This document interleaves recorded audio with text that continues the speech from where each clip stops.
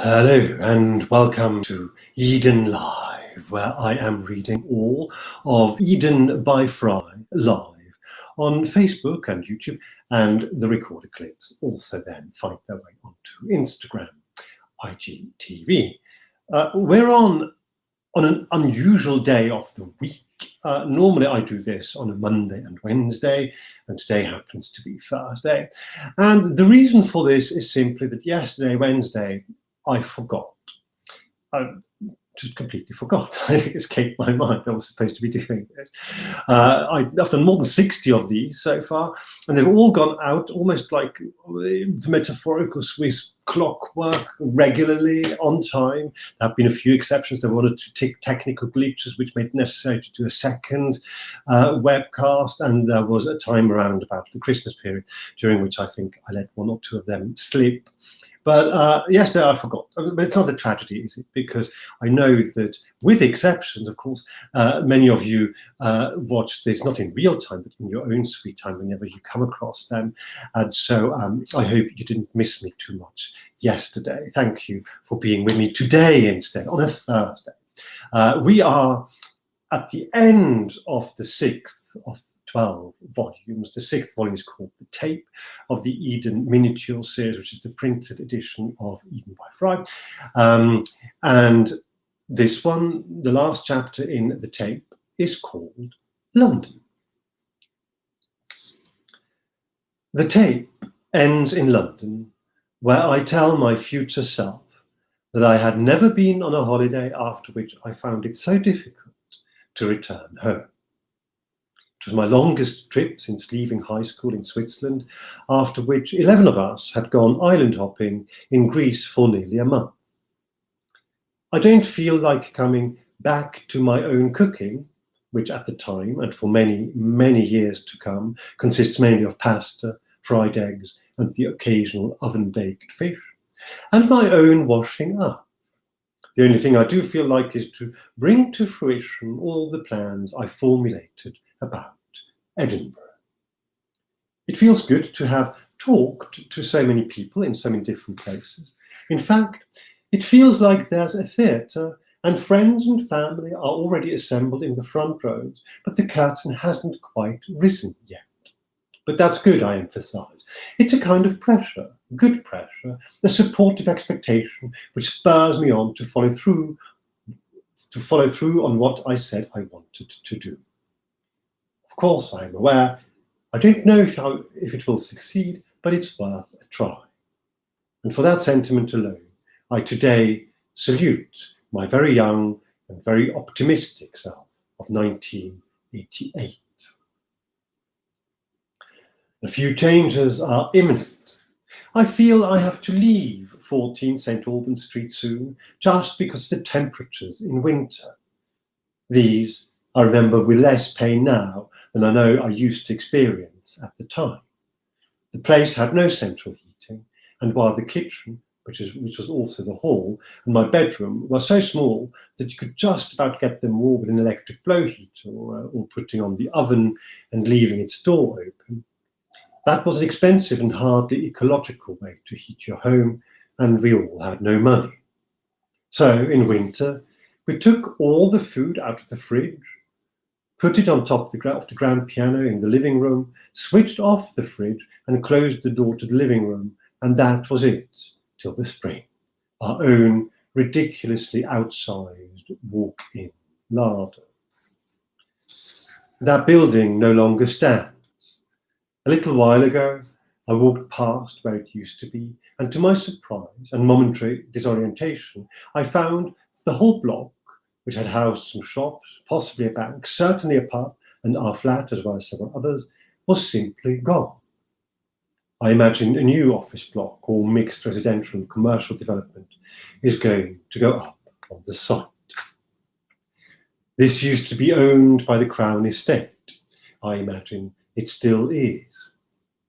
Our landlady, though, was an American poet who had been living in London for about 20 years by then, who had 6 grown-up children, and who was not only subletting individual rooms to us flat sharers, but also ran the small music rehearsal studios downstairs, called St. Albans Street Studios. And when these were fully booked, musicians would sometimes come up to our flat and use the grand piano in the living room to practice. I loved living there. It felt, in an almost old-fashioned sense, bohemian. I was still new to town, and this was a place with an unbeatable location directly behind Piccadilly Circus, in a tiny street wedged in between Lower Regent Street and Haymarket, used mostly by taxis to change direction in the one-way system or as a shortcut. But not every London cab driver knew of it. Even though it was so central, it was undoubtedly part of the knowledge. On one occasion, I had one who was so surprised that there was a street in the West End he'd never heard of, that he switched off the meter and let me guide him to my doorstep just to find out. The terms of the lease on the flat stipulated that our landlady was not actually allowed to sublet any part of it, but was meant to use it solely for herself and her family. It can't have been long after this, my final audio diary entry, that we were told she was going to lose the flat unless she could convince the judge that we were not really renting our rooms from her, but living there on a friendly basis, in a quasi-artistic arrangement. This was utter nonsense, of course, even though two of our flatmates had, at times, been staffing the reception of the studio downstairs for £1 an hour. No wonder, therefore, our feeble attempts at making our tenancies sound like anything other than what they were, without perjuring ourselves in court, got absolutely nowhere, and soon the decision was made for me. I had to move out, as the Crown Estate took back the property. Ironically, a full quarter-century later, the same landlady got into trouble again with her neighbours over the flat where she had actually been living all this time, also over subletting rooms, now on Airbnb. Again, there was a court case. Again, she lost. On the tape, apart from sensing a move come on, I also feel I have to change jobs just for the sake of diversity, by which I probably mean variety, and getting to know something new, by which I probably mean learning it. I record and relate that there's no hurry about that, although first initiatives will start now towards the end of the year. Other than that, I now have lots to do regarding Edinburgh next year, and apparently I have been doing some workshops on Tuesdays prior to the trip, because I now tell myself that these are starting up again. Perhaps I'll even enroll for the City Lit course. The City Lit course was a then well-known, almost in a small way legendary, part-time acting course.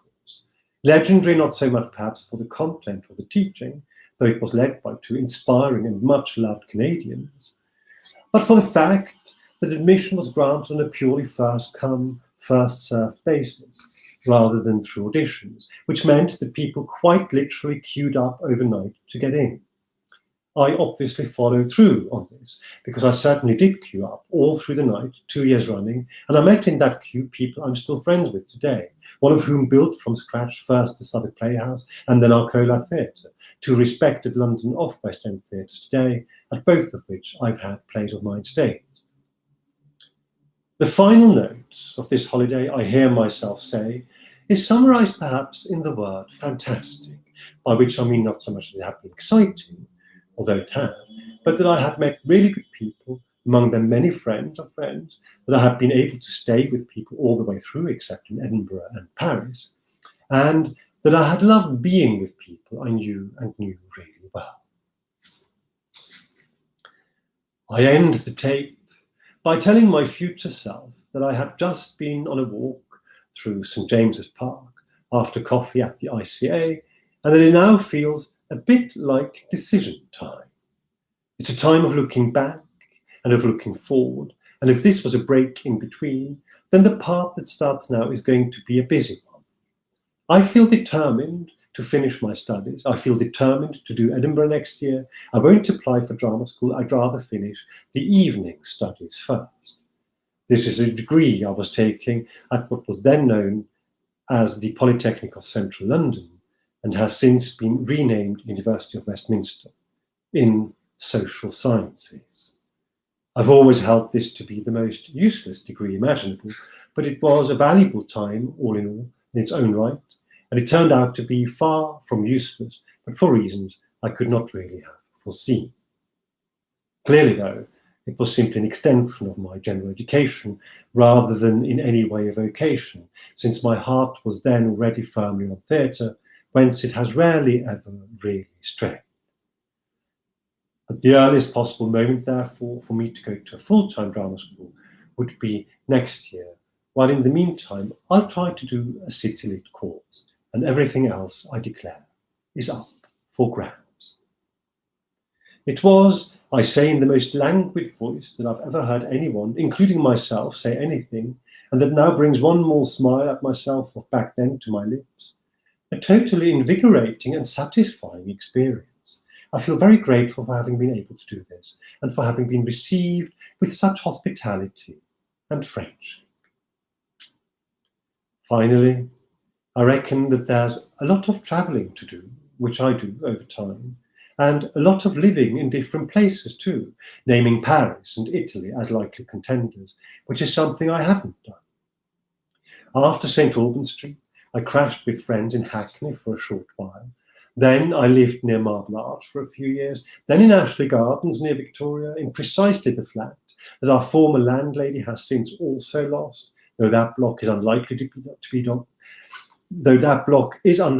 be torn down anytime soon, as it is a gorgeous residential two-tone brick building in keeping entirely with the Westminster Cathedral, which stands directly next to it and is probably listed. After that, I moved into the Anthony in Earl's Court, where I've been living ever since. Always London, maybe the first, and certainly the longest love of my life. This is it for the tape. This was the last chapter in the tape. Next time we move into a different register again, because next time we go back to the framework story. The framework story, you may remember a long time ago, started with me arriving inexplicably, to my mind, in Istanbul and finding myself sitting opposite my younger self. And we departed from that and went on a perambulation through poetic storytelling, through the Snowflake Collectors, through the Planet Walk and the Ice King, and then this autobiographical little volume on an audio diary that I actually did record and actually found. And so next time we will be going back to where it all started, really, in essence. Even though technically it started on a platform in Clapham Common, the story proper starts in Istanbul, and next time with volume 7, which is called Istanbul, we go back to that, to Istanbul, and reconnect with our framework story. And so I hope you will join me again, either live next Monday, which I can't remember off the top of my head what the date is. I think it's the 15th, but as May. And if you don't watch this in real time, if you watch this in your own time, in your own time, then I hope you will simply move on to the next video. And until then, take good care, love and let love, and see you very soon.